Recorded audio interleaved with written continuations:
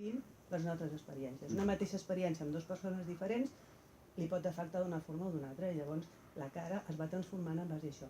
I els morfopsicòlegs hem de saber llegir el perquè una persona té els ulls més enfonsats, si els té més enfora, si té el nas més dilatat, menys dilatat. Va molt més enllà de que la cara és el reflexe de l'ànima, no? Bueno, una miqueta d'això. Alguna vegada he escoltat allò de que cada un, a partir dels 40, cada persona té la cara que es mereix, no? Ah, bueno, pot ser el resultat, no?, d'aquests 40 anys que ha viscut, i depenent, no?, del que li hagi passat. Tard o d'hora, no?, s'ha de...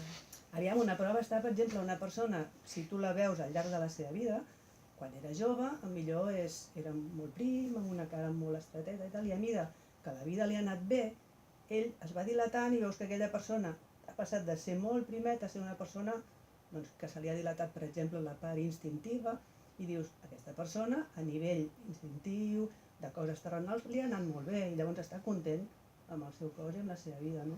I al revés, una persona pot ser un dilatat